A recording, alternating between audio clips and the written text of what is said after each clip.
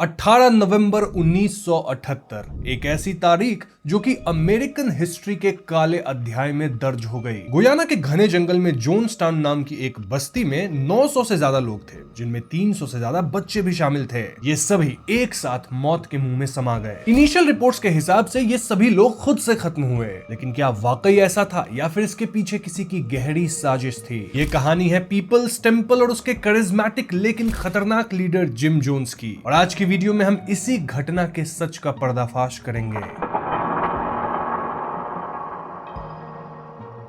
James Warren, जिसे आप gym Jones भी कह सकते हैं, उसका जन्म 13 मई 1931 को क्रीट इंडियाना में हुआ था। उसका बचपन अकेलापन और आइसोलेशन में काफी हद तक गुजरा था। रिपोर्ट्स कहती है कि उसके पिता जेम्स टी जोन्स कू क्लक्स क्लैन के मेंबर थे, जबकि उसकी मां लिनेटा पुत्नम जोन्स उनके अपने अलग विचार थे और वो जोन्स के लिए बहुत सपोर्टिव नहीं थी। बचपन से ही जोन्स के अंदर कम्युनिज्म को लेकर दिलचस्पी थी और अमेरिका के अंदर कम्युनिज्म को लेकर जो रेड स्केयर चल रहा था, कहीं ना कहीं जोन्स उसके खिलाफ था। जोन्स कभी कदार ये तक कहता था कि वो हमेशा इस सोच में पड़ा होता था कि वो अपने मार्क्सिज्म को कैसे दिखाए। ये शुरुआती विचार उसके फ्यूचर एक्शंस की नींव रखते हैं, जहां धर्म को एक औजार की तरह इस्तेमाल किया गया। जोन्स की शख्सियत में शुरू से ही अथॉरिटेरियन फिगर्स जैसे जोसेफ स्टालिन, माओ जेडोंग और अडोल्फ हिटलर के प्रति एक अजीब सा आकर्षण था, जो उसके पावर के भूख को दर्शाता है। जोन्स ने 1950s में इंडियानापोलिस, इंडियाना में अपना पहला चर्च शुरू किया। शुरू में कम्युनिटी यूनिटी चर्च, फिर विंग्स ऑफ डिलीवरेंस और आखिर में 1955 में Peoples Temple Full Gospel Church. उसने देखा कि फेथ हीलिंग से लोग अट्रैक्ट होते हैं और इसमें पैसा भी आता है, और इन पैसों का वो अपने सोशल गोल्स के लिए इस्तेमाल कर सकता था। सच तो ये था कि जोन्स और टेम्पल के लोग जानबूझकर नकली हीलिंग्स करते थे, जिसमें चिकन लिवर्स और दूसरे जानवरों के टिश्यूज को कैंसरस ट्यूमर्स बताकर निकाला जाता था। उसका मानना था कि इससे लोगों का विश्वास बढ़ता था और चर्च के लिए फंड्स भी इकट्ठा हो रहे थे। ये धोखाधड़ी सिर्फ पैसों के लिए नहीं थी, ये एक तरह का साइकोलॉजिकल कंडीशनिंग था, जिससे जोन्स को एक दिव्य शक्ति वाली इंसान साबित किया जा सके और लोग उस पर आंख बंद करके भरोसा करने लगे। अगर लोग उसकी चमत्कारों पे भरोसा कर रहे थे तो लोग उसकी किसी भी बात को मान लेंगे, चाहे वो बात कितनी भी अजीब क्यों ना हो। मतलब वो अपनी स्पीचेस में अक्सर रेशियल इक्वालिटी, सोशल जस्टिस, इन चीजों की बात करता था, और उस दौर में अमेरिका में रेशियल डिस्क्रिमिनेशन को ज्यादा ही था, तो कहीं ना कहीं ये बातें लोगों को हिट करती थी। इससे वो बहुत सारे लोगों को, खास करके अफ्रीकन अमेरिकन को अट्रैक्ट किया, और उसने अपनी कांग्रेगेशन को रेनबो फैमिली का नाम दिया, जिसमें हर रेस के लोग शामिल थे। धीरे धीरे वो अपने फॉलोअर्स के लिए फादर या फिर डैड बन गया, एक ऐसा मसीहा जो कि उन्हें हर प्रॉब्लम से बचाएगा। अब जोन्स के पिता का कू क्लक्स क्लैन से संबंध उसके इस इमेज के बिल्कुल विपरीत था, और यह सोचा जा सकता है कि या तो वो अपने पिता के विचारों के खिलाफ एक साइकोलॉजिकल रिबेलियन कर रहा था, या फिर वो समझ गया था कि कैसे मार्जिनलाइज्ड कम्युनिटीज को अपील करना है, खुद को उनके रक्षक के रूप में पेश करके। उसकी ये शुरुआती लाइफ और विचारधारा उसके फ्यूचर में पीपल्स टेम्पल के लीडर के रूप में उसके एक्शंस का ब्लूप्रिंट तैयार करती है। एक ऐसा लीडर जो कि मसीहे का चोला पहन के अपने शैतानी मंसूबे को अंजाम देने वाला था। इंडियाना में रेशियल इंटीग्रेशन पर क्रिटिसिज्म और अपने कम्युनिस्ट विचारों के लिए बढ़ती स्क्रूटनी के बाद जोन्स 1965 में पीपल्स टेम्पल को रेडवुड वैली कैलिफोर्निया ले गया। यहाँ टेम्पल ने नए मेंबर्स को अट्रैक्ट किया, जिनमें young college educated white individuals भी शामिल थे, और ये वो लोग थे जो कि सो कॉल्ड प्रोग्रेसिव थे, सिविल राइट्स को सपोर्ट करते थे और एंटी वियतनाम प्रोटेस्ट वगैरह से भी जुड़े थे। इसके साथ ही टेम्पल में पहले से ही काफी संख्या में गरीब अफ्रीकन अमेरिकन और व्हाइट वर्किंग क्लास फैमिली शामिल थे। जोन्स ने बड़ी चतुराई से अपने मैसेज को अलग अलग तरह से लोगों की जरूरतों के हिसाब से बदला। एक तरफ रेशियल और इकोनॉमिक रूप से कमजोर लोगों को सहारा दिया, तो दूसरी तरफ पढ़े लिखे एक्टिविज्म में इंटरेस्टेड लोगों को एक प्लेटफॉर्म दिया। टेम्पल ने कैलिफोर्निया के अंदर free health care, free child support और ऐसे ही फ्री मेडिकल असिस्टेंस दिए थे, जैसे मेंटली इल लोगों के लिए केयर होम्स, और इससे उनकी रेपुटेशन और क्रेडिबिलिटी बढ़ी। 1970s तक पीपल्स टेम्पल कैलिफोर्निया के लेफ्ट लिबरल पॉलिटिकल सीन में एक सिग्निफिकेंट फोर्स बन चुका था, और सैन फ्रांसिस्को में उनका हेडक्वार्टर्स था। सैन फ्रांसिस्को के अंदर टेम्पल की पॉलिटिकल इन्वॉल्वमेंट और भी ज्यादा बढ़ गई। जॉर्ज मॉस्कोन के 1975 में मेयर वाले इलेक्शन जीतने में टेम्पल की पार्टिसिपेशन के बाद मॉस्कोन ने जोन्स को सैन फ्रांसिस्को हाउसिंग अथॉरिटी का चेयरमैन अपॉइंट किया। इससे जोन्स को हाई रैंकिंग पॉलिटिकल फिगर्स जैसे vice presidential candidate Walter Mendel और फर्स्ट लेडी रोजलिन कार्टर तक पहुंच मिली। कैलिफोर्निया के गवर्नर जेरी ब्राउन और लेफ्टिनेंट गवर्नर मर्विन जैसे बड़े बड़े पॉलिटिशियंस उसके टेस्टिमोनियल डिनर्स में आते थे। ये पॉलिटिकल इंडोर्समेंट्स एक तरह से जोन्स के लिए सुरक्षा कवच या शील्ड बन गए थे, जिससे शुरुआती क्रिटिसिज्म्स और जांच में देरी हुई। लेकिन बाहर की चमक के पीछे जो जोन्स का चर्च था या टेंपल था, उसके अंदर अंधेरा बढ़ रहा था। जोन्स द प्रॉफिट बन गया था और उसके ऊपर पावर का नशा बढ़ने लगा था। फाइनेंशियल फ्रॉड, मेंबर्स का फिजिकल मिसट्रीटमेंट और बच्चों के अब्यूज के इल्जाम प्रेस में लगने लगे। जोन्स पे यह भी इल्जाम लगा कि वो कल्ट मेंबर्स के जो पैसे थे उसे पर्सनल यूज के लिए इस्तेमाल कर रहा था। उसने धीरे धीरे अपनी थियोलॉजी को क्रिश्चियन बेस से अपोस्टोलिक सोशलिज्म की तरफ मोड़ दिया और आखिर में बाइबल को नकारते हुए खुद को भगवान घोषित कर दिया। यह बदलाव एकदम से नहीं हुआ, यह एक सोची समझी आइडियोलॉजिकल ग्रूमिंग की प्रक्रिया थी, जिससे फॉलोअर्स के पुराने विश्वासों को कमजोर करके उनके दिमाग को अपने कब्जे में किया जा सके। धीरे धीरे जोन्स की मानसिक स्थिति बिगड़ने लग गई थी। वो ड्रग्स जैसे एम्फेटामाइंस या बार्बिट्यूरेट्स का अधिक सेवन करने लगा और वो अपने फॉलोअर्स पे पूरा कंट्रोल करने लगा, उनसे टोटल ओबीडियंस मांगने लगा। इसके परिणाम स्वरूप कुछ फॉलोअर्स जो कि एकदम कट्टर नहीं थे, वो तो भाई यहां से निकल गए, किनारे हो गए, लेकिन कुछ लोग जोन्स के पक्के फॉलोअर बन गए। बढ़ती हुई नेगेटिव पब्लिसिटी, मीडिया इन्वेस्टिगेशंस और फॉर्मर मेंबर्स द्वारा लगाए जा रहे अब्यूज के आरोपों से बचने के लिए जिम जोन्स ने अपने फॉलोअर्स को अमेरिका छोड़कर गुयाना जाने के लिए प्रेरित किया। उसने वादा किया कि वो वहां एक सोशलिस्ट पैराडाइज, एक यूटोपियन कम्युनिटी बनाएगा जहां कोई भेदभाव, गरीबी या जुल्म नहीं होगा। गुयाना को इसलिए चुना गया क्योंकि वो इंग्लिश स्पीकिंग मल्टी रेशियल देश था जहां black minority government socialist ideals रखती थी। जोन्स को लगा कि गुयाना अमेरिका के बेबीलोन से दूर एक प्रॉमिस्ड लैंड होगा जहां वो अपनी मर्जी से अपना समाज चला सकेगा। उसने अपने फॉलोअर्स को न्यूक्लियर हॉलोकास्ट और अफ्रीकन अमेरिकन के जेनोसाइड जैसे डरावने भविष्यवाणियों से डराया और जोन्सटाउन को एकमात्र सुरक्षित स्थान बताया। डर का माहौल लोगों को जोन्सटाउन छोड़ने से रोकने का एक शक्तिशाली हथियार बन गया था। इसी बीच टिमोथी और ग्रे स्टोन, जो पीपल्स टेंपल के प्रभावशाली पूर्व सदस्य थे, वो अपने बेटे जॉन स्टोइन की कस्टडी के लिए कोर्ट गए। जिम जोन्स ने एक एफिडेविट पे साइन करवाया था जिसमें टिमोथी स्टोइन ने कहा था कि जॉन का बायोलॉजिकल फादर जोन्स है। ये केस जोन्सटाउन के लिए एक बड़ा टर्निंग पॉइंट बना। जोन्स को डर था कि कोर्ट ऑर्डर्स की अनदेखी करने पर उस पर कंटेम्प्ट लग सकता है और जॉन स्टोइन को खोना उसके लिए अपनी अथॉरिटी और उसकी जो एक मसीहा जैसी इमेज थी उस पर बड़ा प्रभाव पड़ता। इस डर से उसने अपने ऊपर एक झूठा स्नाइपर अटैक करवाया। फिर वो यहाँ से 6 डे सीज शुरू किया। इस सीज के दौरान डरे हुए सेटलर्स को मशीटीज और हथियारों से लैस कर दिया गया, जबकि जोन्स ने दावा किया कि बाहर से लोग जॉन स्टोइन और दूसरे को किडनैप करने आ रहे हैं। इस घटना ने जोन्स का गुयानीज अथॉरिटी पर से विश्वास खत्म कर दिया और उसकी पैरानोया और बढ़ गई। अब क्योंकि जोन्स ड्रग्स भी ले रहा था तो उसकी मानसिक और शारीरिक जो हेल्थ थी वो खत्म होती जा रही थी। उसके एक्शंस पूरी तरह से अनप्रेडिक्टेबल हो गए थे। उसे लगता था कि FBI, CIA और अमेरिका की राइट विंग फोर्सेस उसके और टेंपल के बीच पड़ी है और उसने अपने फॉलोअर्स को यह विश्वास दिलाया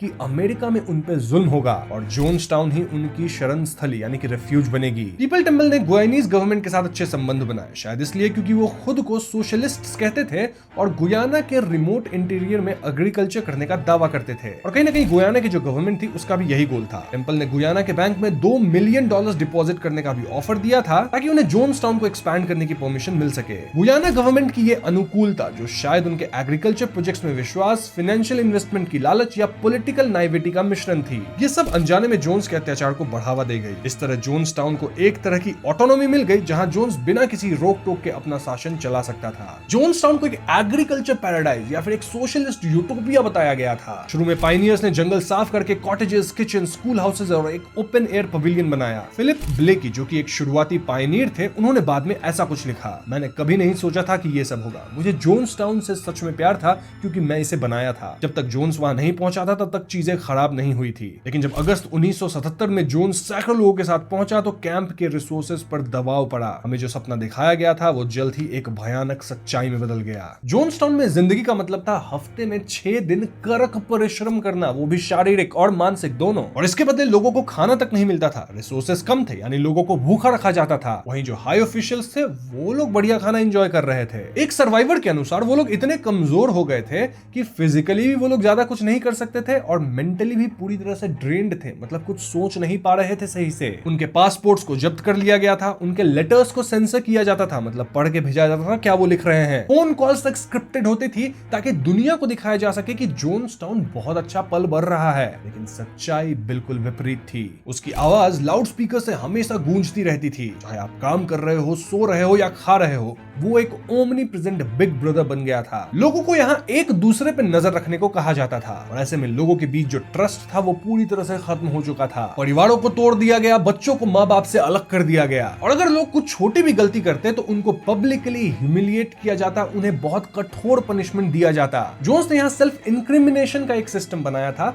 जहां लोग खुद से लिख के देते थे कि उनसे क्या गलतियां हुई हैं, और बाद में जोन्स इन्हीं चीजों का इस्तेमाल करता था लोगों को ब्लैकमेल करने के लिए, उन्हें पब्लिकली शेम करने के लिए, या फिर इवन पनिशमेंट्स देने के लिए। ये एक शक्तिशाली साइकोलॉजिकल टॉर्चर टेक्निक थी जो लोगों में गिल्ट और शर्म पैदा करती थी, और इस तरह से वो लोग जोन्स पे और भी निर्भर हो रहे थे। आर्म्ड गार्ड्स जोन्स टाउन के चारों तरफ पेट्रोलिंग करते थे और भागने की कोशिश करने वालों को धमकी देते थे। अब जब कभी भी यहाँ ऑफिशियल विजिट्स होता, जैसे कि कांग्रेसमैन रायन की विजिट से पहले, लोगों को अच्छा खाना दे दिया जाता, उन्हें आराम करने का मौका दे दिया जाता था, जिससे एकदम झूठा खुशहाल माहौल तैयार किया जा सके, जो जोन्स की धोखाधड़ी का प्रमाण था। जोन्स ने व्हाइट नाइट्स शुरू किए। ये थे रात भर चलने वाले सीज जहां पूरी आबादी पवेलियन में इकट्ठा होकर जोन्स के भड़काऊ भाषण सुनती थी। इन व्हाइट नाइट्स में जोन्स अपने दुश्मनों और उनके द्वारा रची जा रही कॉन्स्पिरेसीज के बारे में बातें करता था। बेसिकली डर और पैरानोया का जो माहौल था यहीं पे बनाया जाता था। इसी दौरान रिवोल्यूशनरी खुद को खत्म करने वाले इंसिडेंट्स को प्रैक्टिस की जाती थी। मतलब लोगों को फ्लेवर्ड वाटर पिलाया जाता था जिसे जोन्स जहरीला बताता था। ये उनकी लॉयल्टी का टेस्ट होता था, एक भयानक खेल जिसमें मौत का डर हमेशा मौजूद रहता था। ये रिहर्सल्स उस अंतिम रात की तैयारी थी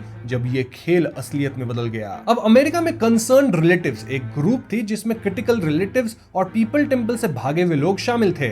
ये लोग मीडिया और पॉलिटिशियंस का ध्यान जोन्स टाउन की तरफ खींचने में सफल हो रहे थे। डेबोरा लेटन और स्टोइन्स जैसे डिफेक्टर्स ने अमेरिकन मीडिया को जोन्स टाउन के armed work camp, physical abuse, financial fraud और मास खत्म करने वाली धमकियों के बारे में बताया था। उन्होंने कैलिफोर्निया के कांग्रेसमैन लियो आर.जे. रायन को जोन्स टाउन की जांच करने के लिए मनाया। यूएस स्टेट डिपार्टमेंट शुरू में रायन की जांच में स्टोन वॉलिंग कर रही थी, यानी अनाकानी कर रही थी। शायद वो लोग खतरे को कम समझ रहे थे या एक अमेरिकन ग्रुप के मामले में दखल देने से हिचकिचा रहे थे, लेकिन रायन ने हार नहीं मानी। नवंबर 1978 में कांग्रेसमैन लियो रायन अपने स्टाफ, जिसमें उनकी एड जैकी स्पियर शामिल थी, प्रेस के members, NBC, San Francisco Examiner, Washington Post से थे और कंसर्न रिलेटिव्स के रिप्रेजेंटेटिव्स भी थे, और ये लोग सब मिलके गुयाना पहुंचे। शुरू में जोन्स के वकील मार्क लेन और चार्ल्स गैरी ने इन लोगों को जोन्स टाउन में जाने से मना कर दिया, लेकिन रायन ने जोर देकर कहा कि वो तो जाएंगे चाहे जोन्स इसके लिए हाँ करे या ना। आखिरकार 17 नवंबर को उन्हें एंट्री मिलती है। पहले दिन तो उनका म्यूजिक, डांस, इस सब चीज से स्वागत किया जाता है। जोन्स टाउन एक्सप्रेस बैंड ने जॉयफुल क्राउड के लिए परफॉर्म किया। जोन्स ने मीडिया से बात भी की, ये दिखाने की कोशिश करते हुए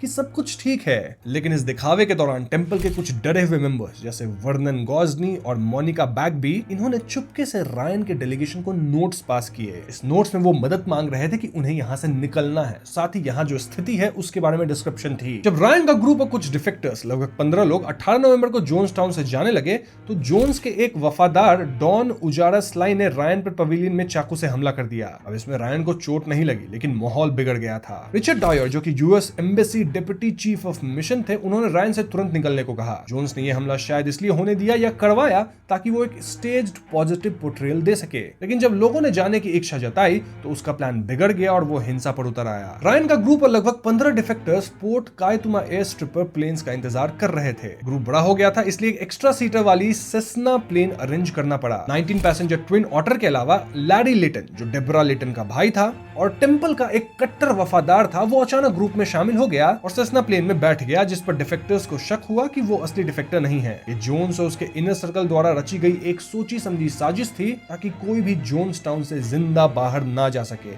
और उनका पोल ना खुल जाए। जैसे ही सेस्ना प्लेन टैक्सी करने लगा, लेरी लेटन ने हैंडगन निकालकर फायरिंग शुरू कर दी और इस फायरिंग में मोनिका बैगबी और वर्नन गॉसनी घायल हो गए। उसी वक्त एक ट्रैक्टर जिसके पीछे ट्रेलर लगा हुआ था और जिसमें टेंपल के रेड ब्रिगेड सिक्योरिटी स्क्वाड के लोग थे, वो दूसरे प्लेन ट्विन ऑटर के पास पहुंचे और अंधाधुंध फायरिंग शुरू कर दी। इनके पास हैंडगन, शॉटगन्स और कई राइफल्स थी। एनबीसी कैमरामैन बॉब ब्राउन ने इस हमले के शुरुआती पल को अपने कैमरा में रिकॉर्ड किया, हालांकि वो बच नहीं पाए। ये फुटेज आज भी उस भयानक घटना का एक चिलिंग सबूत है। इस हमले में कांग्रेसमैन लियो रायन खत्म हुए, जिन्हें 20 से ज्यादा गोलियां लगी थी। Then NBC reporter Don Harris, NBC cameraman Bob Brown, San Francisco Examiner photographer Greg Robinson और एक टेंपल डिफेक्टर पैट्रिशिया पार्क्स खत्म हुए। Then Jackie Speier, Tim Reiterman, Richard Dwyer, Charles Krause, Ron Javers, Anthony Katsaris, Steve Sung, Carolyn Houston Boyd और Beverly Oliver समेत 11 लोग घायल हुए। कुछ लोग जैसे जैकी स्पियर ने मरने का नाटक करके अपनी जान को बचाई। सेस्ना के पायलट टॉम फर्नांडिस घायलों के साथ प्लेन उड़ाकर जॉर्ज टाउन पहुंचने में कामयाब रहे, जबकि ट्विन ऑटर वहीं डैमेज हो गया और बाकी घायल वहीं फंसे रह गए। एक यूएस कांग्रेसमैन की मौत ने जोन्स टाउन के लिए सभी दरवाजे बंद कर दिए थे।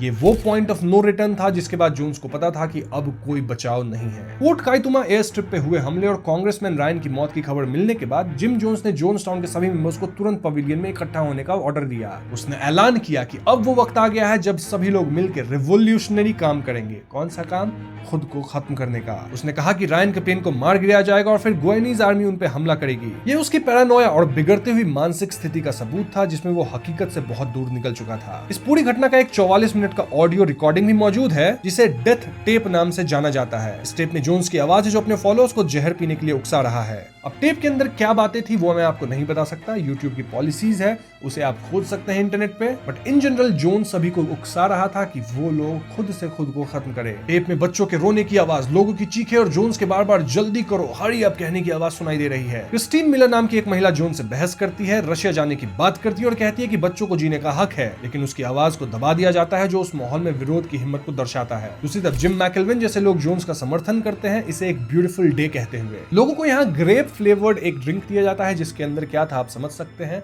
और उसे पीने के बाद क्या हुआ वो भी आप समझ रहे होंगे। ये जहरीला मिश्रण जोन्सटाउन के डॉक्टर लैरी की मदद से तैयार किया गया था। अब यहाँ कई लोग थे जो कि इसे पीने से मना कर रहे थे, लेकिन उन पे दबाव डाला गया। आर्म्ड गार्ड्स थे ना, उनकी मदद से दबाव डाला गया और उन्हें भी ये पिलाया गया। यहाँ बच्चों तक को नहीं बख्शा गया। 70 से ज्यादा लोगों को जबरदस्ती इंजेक्शन लगाया गया। पवेलियन के चारों तरफ हथियार बंद गार्ड तैनात थे, बट स्टिल यहाँ कुछ सर्वाइवर्स तो बच गए थे। जैसे ओडेल रोड्स, वो एक सर्वाइवर था और वो बताया कि पहले रुलेटा पॉल ने उसके 1 साल के बच्चे को खत्म किया। और वहां कई ऐसे लोग थे जो कि अपने बच्चे को खत्म होता देख बेहोश हो रहे थे, लेकिन बहुत से लोग ट्रांस में अपनी बारी का इंतजार कर रहे थे। इस जहर का असर बच्चों पे 5 मिनट के अंदर होता और बड़े लोगों पे 20-30 मिनट लगता। कुल मिलाकर जोन्सटाउन में 909 लोगों की मौत होती है। 909। जिम जोन्स खुद पवेलियन में अपनी कुर्सी के पास खत्म हुआ पाया गया और उसके शरीर में गोली लगी थी जिसे गुयानीज चीफ मेडिकल एग्जामिनर ने सेल्फ इन्फ्लिक्टेड माना, मतलब वो खुद से खुद को गोली मारा था। जोन्सटाउन की उस कयामत की रात से कुछ लोग अपनी हिम्मत, किस्मत या मौके की वजह से बच निकलने में कामयाब रहे। उनकी कहानियां उस दहशत और जिम जोन्स के जुल्म की जीती जागती तस्वीर पेश करती है। लगभग 87 लोग इस इंसिडेंट से एक्चुअली में बच निकले थे।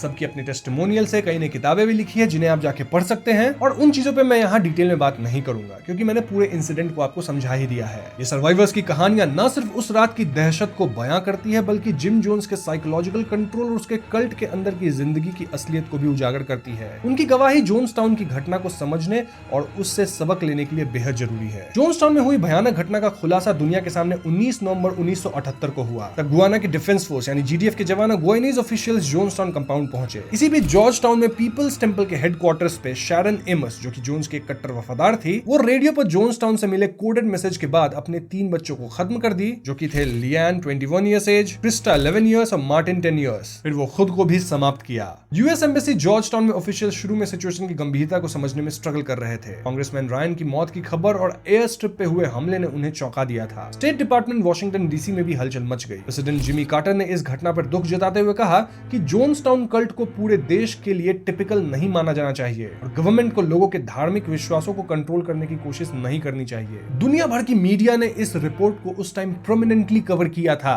हेडलाइंस चीख चीख के कह रही थी कि this is the cult of death. शुरुआती मीडिया रिपोर्ट्स में कई गलतियां थी जिन्हें बाद में फ्रीडम ऑफ इंफॉर्मेशन एक्ट यानी FOIA के तहत जारी किए गए डॉक्यूमेंट से सुधारा गया। जोन्सटाउन की त्रासदी ने दुनिया को कई इंपॉर्टेंट लेसन्स दिए हैं, खासकर कल्ट्स, कैरिज्मेटिक लीडर्स के खतरों और इंसानी साइकोलॉजी के कमजोर पहलुओं के बारे में। ये घटना एक कॉशनरी टेल है जो आज भी रेलेवेंट है। सबसे पहला सबक तो यही है कि कैसे उस तरह के लोग सबसे ज्यादा प्रभावित होते हैं जो कि खुद को अलग, समाज से अलग थलग मानते हैं। लोगों को ऐसा फील होता है कि वो कमजोर हैं, शोषित हैं, जो कि कई बार सच होता भी है, लेकिन ऐसे लोग सबसे इजीली विक्टिम बन जाते हैं इस तरह के कल्ट्स के, क्योंकि लीडर तो आके यही बोलेगा कि हम सबको इक्वालिटी देंगे, जो कि सुनने में बड़ा अच्छा लगता है, बट देन कई बार इसके पीछे भयानक कुछ होता है। दूसरा बड़ा सबक साइकोलॉजिकल मैनिपुलेशन की तकनीकों से जुड़ा है। जोन्स ने अपने फॉलोअर्स को कंट्रोल करने के लिए कई साइकोलॉजिकल मैनिपुलेशन के टेक्निक्स यूज किए थे, जैसे isolation, fear and intimidation, information control, breaking down identity वगैरह वगैरह। जोन्सटाउन मैसेकर इंसानियत के इतिहास में एक ऐसा काला धब्बा है